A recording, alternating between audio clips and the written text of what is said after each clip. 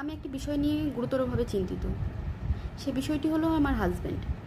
মানে আমার হাজব্যান্ড নয়, হাজব্যান্ডের বিষয়। সেটি হলো সে অফিস যাওয়ার আগে আমাকে হুমকি দিয়ে গেছে।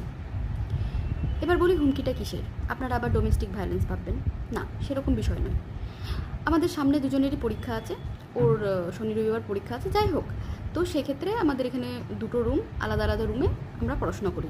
কারণ আমাদের টেবিল, চেয়ার, বসার জায়গা, বালিশ সব কিছু নিয়ে মারামারি লেগে যায়। তাই আমরা আলাদা আলাদা এটা অ্যাভয়েড করার জন্য আলাদা আলাদা রুমে পড়াশোনা করি। তো সেই রুমে যথারীতি একা একা পড়াশোনা করছিল, সেই সময় একটি আরশোলা উড়ে এসে তার টেবিলে জুড়ে বসেছিল এবং সেই আরশোলাটি তাকে বেশ অত্যাচার করেছে। সেই আরশোলাটিকে সে মারার নানা রকম উদ্যোগ নিয়ে অসফল হয়েছে, মানে বিফল হয়েছে, ব্যর্থ হয়েছে।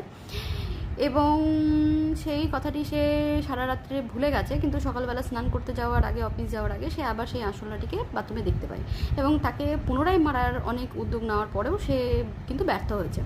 কারণ সে এখানে রুমের মধ্যে ফল সিলিং রয়েছে এবং আত্মরক্ষার সবারই একটা আত্মরক্ষা করা একটা সবারই মৌলিক অধিকারের মধ্যে পড়ে, সেও নিজের আত্মরক্ষা করে পালিয়েছে।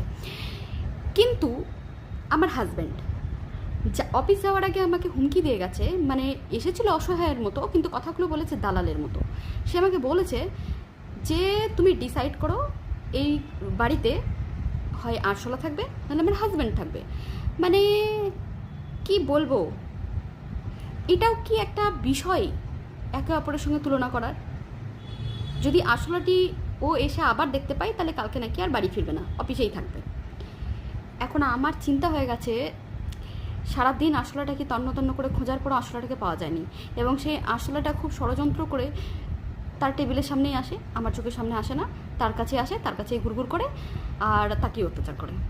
এখন আমি তাকে তাড়াবো কীভাবে? নাহলে তো আমার হাজব্যান্ড আবার গৃহত্যাগী হবে।